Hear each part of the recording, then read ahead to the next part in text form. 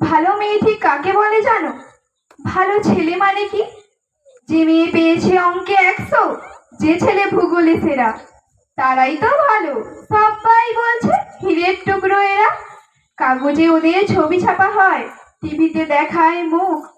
ওদের জন্য আমারও তো ভাই আনন্দে ভরে বুক। তবু কেন জানি দেখে শুনে পাই ভয়, শুধু এত এত নম্বর পেলেই কি ভালো ছেলে মেয়ে হয়?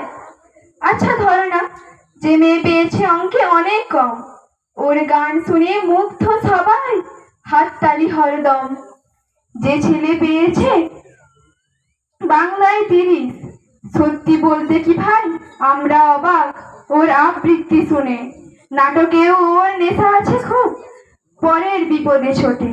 পাড়ার তিন্নি বাংলায় নাকি 20 পেয়েছে মোটে।